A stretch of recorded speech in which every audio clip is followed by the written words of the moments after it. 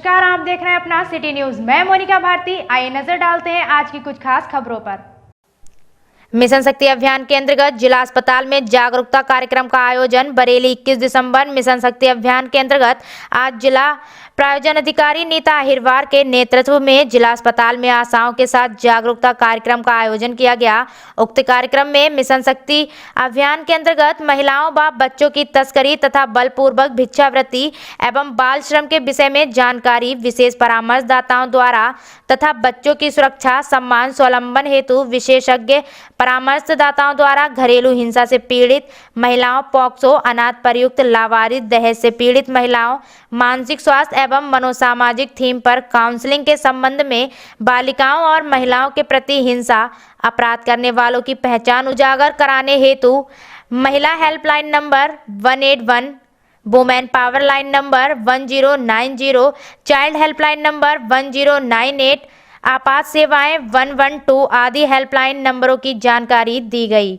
Mission शक्ति अभियान के अंतर्गत स्वैच्छिक संगठन द्वारा छोटी बिहार, अनामी पब्लिक स्कूल, एयरफोर्स, सील चौराहा, राजेंद्र नगर, बरेली में जागरूकता कार्यक्रम चलाया गया।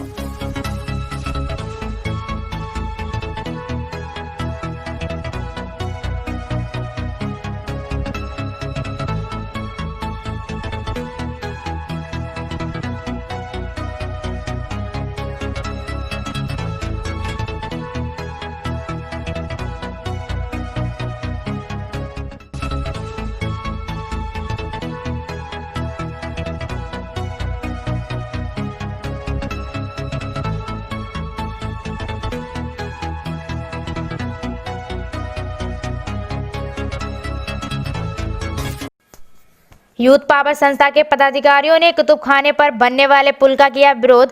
पिछले काफी समय से कुतुबखाना पुल का निर्माण करने की चर्चा नगर निगम द्वारा की जा रही है, जिसका लगातार व्यापारी विरोध कर रहे हैं। इसी के चलते यूथ पावर संस्था द्वारा कुतुबखाना पुल के विरोध में शहर विधायक डॉक्टर अरुण कुमार को एक ज्ञापन सौंपा गया है, जिसमें मांग की गई है कि कुतुबखाने पर पुल बनने से व्यापारियों को काफी दिक्कतें आएंगी, उन पर चढ़ा लोन नहीं दे पाएंगे। उन्होंने मांग की है कि इस पुल का निर्माण तत्काल रोका जाए। यूथ पावर के अध्यक्ष भाई गौरव सक्सेना और इनके सभी साथी आए हुए हैं मेरे पास। इन्होंने मुझे ज्ञापन दिया है, मैं इस ज्ञापन का अध्ययन करूंगा और इसके लिए उचित फोरम पर इनकी बात रखूंगा। और मैं समझता हूं वहां पर जो लोगों को थोड़ी दिक्कत ज़रूर होगी, इसमें कोई दो राय नहीं है। और पुल बनने में 2 साल 3 साल के बीच का समय लग जाता है, कितनी भी जल्दी करी जाए तो भी हर पुल जितना भी बना है उसमें पहले उम्मीद होती है जल्दी बनेगा, लेकिन समय थोड़ा लग जाता है और उस बीच में वहाँ के दुकानदारों को वास्तव में परेशानी बहुत ज़्यादा होगी। और कोरोना से अभी निपटे ही हैं लोग, और इनके ही परेशानी नहीं बल्कि इनके यहाँ जो काम करने वाले हैं, क्योंकि यह खर्चा कहाँ से निकालेंगे, उनको रिटेंचमेंट करना पड़ेगा। और बरेली में वैसे ही बेरोज़गारी बहुत है, बेरोज़गारी और बढ़ेगी। तो मैं इसके बारे में इनका जो है इन्होंने जो मुझे आज दिया है अपना ज्ञापन, मैं इसका अध्ययन करूंगा और इसको देखूंगा। जहाँ भी उचित फोरम होगा वहाँ पे इनकी बात पहुँचेगी। हम आज अभिभावक के रूप में, संरक्षक के रूप में अपने शहर विधायक माननीय श्री अरुण कुमार जी के पास आए।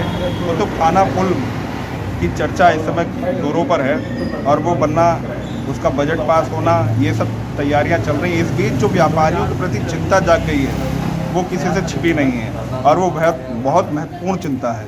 3-4 साल अगर कार्य प्रगति पर चलेगा तो उससे काफ़ी सारी चीज़ें बाधित होंगी। दोनों तरफ से रास्ता बाधित किया जाएगा, ग्राहकी की चैन टूटेगी। कहाँ से व्यापारी 2-4 साल बैंक से किस्तें, अपने स्टाफ का खर्चा और ऊपर से जो स्टाफ वहाँ काम कर रहा है वो किस भरोसे, किस दरवाजे अपना सर पीटेगा। ये बहुत सारी चीज़ें हैं। और आप ये समझिए वहाँ का व्यापारी 1-1.5 लाख करीब व्यापारी है, थोक विक्रेता और रिटेलर्स, उन सब के यहाँ जाने कितने सैकड़ों लोग काम करते। तो आप ये सोचिए, ये जो है जनमानस का नुकसान बहुत बड़े स्तर पर हो जाएगा।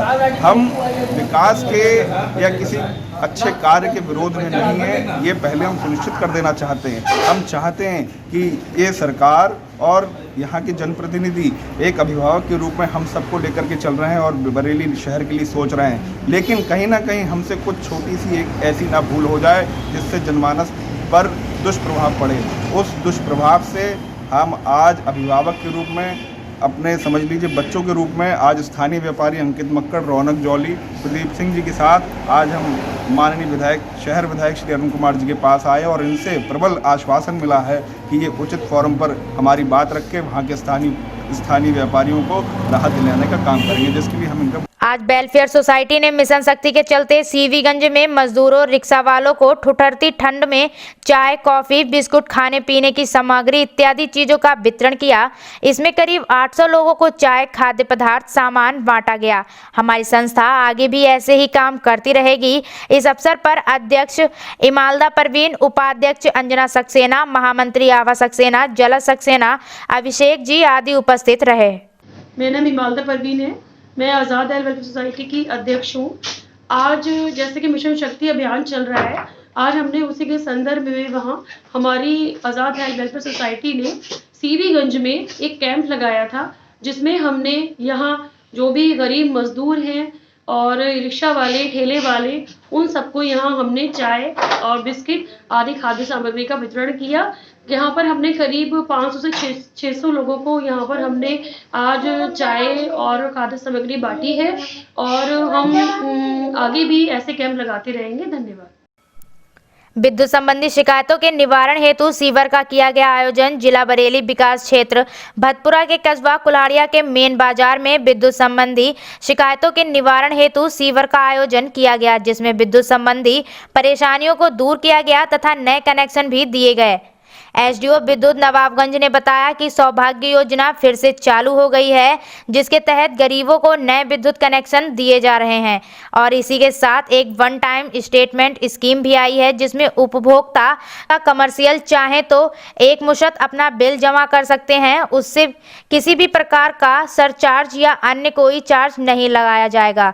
उन्होंने यह भी बताया है कि इस तरह के कैंप प्रत्येक महीने के तीसरे शनिवार और रविवार को लगाया जाता है। हमने विद्युत संबंधी जितनी भी समस्याएं होती हैं उसके निवारण के लिए शिविर आयोजित किया है जी। इसमें आप देख रहे होंगे जितने भी लोग आ रहे हैं इनकी तरह तरह की समस्याएं हैं। जैसे कुछ लोगों के पुराने मीटर हैं जो कि अभी उनका बिल नहीं आ रहा था और जिनका बिल जमा नहीं हो पा रहा था, जिनके बिल में कुछ दिक्कत थी, वो सारी समस्याएँ दूर हो रही हैं और नए कनेक्शन हो रहे हैं। सबसे मेन चीज़ है कि सौभाग्य के तहत हम लोग नए फ्री में कनेक्शन दे रहे हैं, तो जिसके पास भी अभी तक बिजली का कनेक्शन नहीं हुआ था वो फ्री में कनेक्शन ले सकता है। अच्छा सर।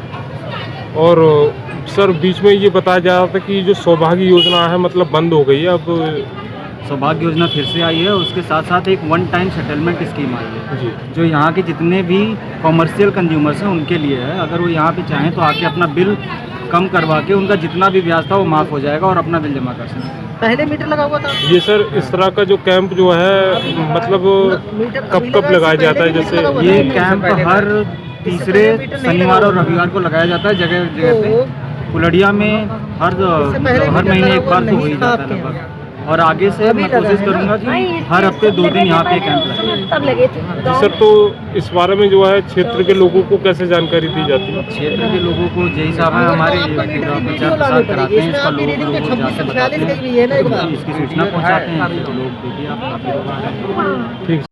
बरेली में आज नामचीन सर्राफा कारोबारी हरसाइमल ज्वेलर्स के सभी प्रतिष्ठानों और घर पर आयकर विभाग की टीम ने छापेमारी की है। आयकर विभाग की टीम सुबह से ही बरेली के सिविल लाइंस इलाके में स्थित ज्वेलरी शोरूम पर पहुंची है। शोरूम को अंदर से बंद करने के बाद इनकम टैक्स की टीम ने सभी दस्तावेजों, लैपटॉप को और सीसीटीवी फुटेज को अपने कब्जे में ले लिया है। बदायूं निवासी सर्राफा कारोबारी की बदायूं के अलावा बरेली, मुरादाबाद और लखनऊ में भी ज्वेलरी के बड़े शोरूम हैं। बताया जाता है हरश्यामल लाल के सहयोगियों के यहाँ भी इनकम टैक्स की लखनऊ की टीम छापेमारी कर रही है। बड़ी बात यह है कि इनकम टैक्स की इस रेड को बेहद गोपनीय रखा गया और बरेली के आयकर विभाग के अफसरों को इसकी भनक तक नहीं लगी। बरेली के ज्वेलरी शोरूम में जितने भी कर्मचारी काम करते हैं उन सभी को बाहर निकलने नहीं दिया गया। बरेली पहुंची साध्वी प्राची अपने बयानों को लेकर एक बार फिर सुर्खियों में है। मीडिया से बातचीत करते हुए साध्वी प्राची ने कहा, किसानों की आड़ में जो लोग कृषि बिल को लेकर प्रदर्शन कर रहे हैं वे लोग जिहादी हैं। खालिस्तान की बात कर रहे हैं। साध्वी प्राची ने प्रधानमंत्री से निवेदन किया है कि वह कृषि कानून को वापस ना लें। यह कानून 70 साल की व्यवस्थाओं के बाद किसानों के लिए आया है। अगर कानून वापस लिया गया तो साध्वी प्राची दिल्ली में अनशन करेंगी। इसके बाद साध्वी प्राची ने पश्चिम बंगाल में बीजेपी के राष्ट्रीय अध्यक्ष जेपी नड्डा पर हुए हमले पर बोलते हुए ममता बनर्जी को घेरने की कोशिश की। उनका कहना है कि पश्चिम बंगाल में ममता बनर्जी के कार्यकाल में हजारों बीजेपी नेताओं की हत्या हुई। साध्वी ने कहा है कि बीजेपी के राष्ट्रीय अध्यक्ष पर हमला हुआ। भाजपा की सरकार पश्चिम बंगाल में बनने के बाद ममता बनर्जी का मुंह काला हो जाएगा। ममता के बाद कांग्रेस पर तीखा हमला बोलते हुए साध्वी प्राची ने कहा है कि कांग्रेस अध्यक्ष के लिए सोनिया गांधी, राहुल गांधी और फिर मिसेज बांड्रा हैं। उनके अलावा कोई नहीं। बीजेपी सिद्धांतवादी पार्टी है। बीजेपी में अमित शाह जी के बाद जेपी नड्डा राष्ट्रीय अध्यक्ष बने और अगला अध्यक्ष कौन होगा इसकी भी जानकारी किसी को नहीं है। राहुल गांधी कांग्रेस को बर्बाद करके अच्छा काम कर रहे हैं। बंगाल के अंदर राष्ट्रीय स्वयंसेवक संघ, विश्व हिंदू परिषद, भारतीय जनता पार्टी के सैकड़ों कार्यकर्ताओं को ममता बनर्जी ने मौत के घाट उतारा है। ये ममता बनर्जी की सरकार पर एक सबसे बड़ा कलंक भारतीय जनता पार्टी के राष्ट्रीय अध्यक्ष आदरणीय जेपी नड्डा जी पर हमला कराया। ये कलंक ममता बनर्जी की सरकार पर है। लेकिन ध्यान रखना, आने वाले समय में भारतीय जनता पार्टी की सरकार बंगाल में बनेगी तो ममता बनर्जी का मुंह काला हो जाएगा, पूरा देश देखेगा। तब क्या बोलेगी, तब क्या जवाब देगी जनता को ममता बनर्जी? तो माना जाए कि वहाँ बीजेपी की सरकार, भारतीय जनता पार्टी की सरकार बनेगी। दूसरा दीदी, आज की डेट में महत्वपूर्ण सवाल है कि राहुल गांधी को अध्यक्ष बनाने की जो सौगात तेज हो गई है, क्या कहेंगे? ये तो बहुत अच्छा मौका है। कांग्रेस को खत्म करने का एक नया मौका राहुल गांधी को मिल जाएगा, क्योंकि नेहरू खानदान में सोनिया गांधी, फिर राहुल गांधी, फिर सोनिया गांधी, फिर राहुल गांधी, अब मिसेज वाड्रा का नंबर है इसके बाद में, फिर मिसेज वाड्रा के परिवार का है। इसके अलावा कांग्रेस में कोई और नहीं है। इसीलिए कांग्रेस को ख़त्म करने का बहुत अच्छा मौका चल रहा है। दीदी, तीसरा सवाल ये है कि आज की चर्चा में है, सबसे महत्वपूर्ण मुद्दा है किसानों का। क्या नज़रिए से देखती हैं आप? देखिए, मैं किसान की बेटी हूँ। मेरे दादाजी, मेरे नाना जी किसान थे। मैं किसानों की पीड़ा को समझती हूँ और बहुत अच्छे से मेरे दिल में दर्द है किसानों के लिए। लेकिन वहाँ पत्रकार बंधुओं किसान नहीं है। मुझे दुख इसी बात का है, किसानों की आड़ में खालिस्तान की मांग की जा रही है। किसानों की आड़ में मोदी जी को और योगी जी को मारने की बात की जा रही है। वो तो जिहादी है, और किसानों की आड़ में ये जिहादी, शाहीन बाग में भी यही जिहादी थे ना। अब ये जिहादी किसानों की आड़ में धरना और प्रदर्शन कर रहे हैं। लेकिन मैं एक बात कहना चाहती हूँ, धरने प्रदर्शन से अगर समस्या का हल होता तो जरा फिर सरकार की और संसद की क्या जरूरत थी।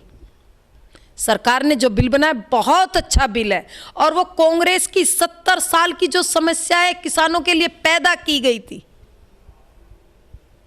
ये नेहरू खानदान के बच्चों को चैलेंजर जरा चैनलों पर बैठे मेरे साथ में, किसानों का दर्द क्या होता है मैं जानती हूँ। ये मूली, गोभी, गाजर के और मेथी और पालक के पत्तों को पहचान करके बताइए जरा।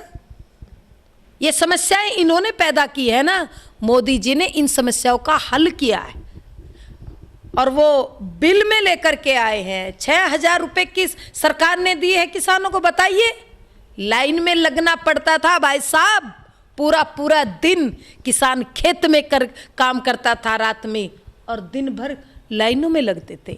उन समस्याओं का हल किया है मोदी जी। बिल बिल्कुल भी वापस नहीं होना चाहिए, और बिल यदि वापस होता है तो साध्वी प्राची आमरण अनशन दिल्ली के अंदर करेगी।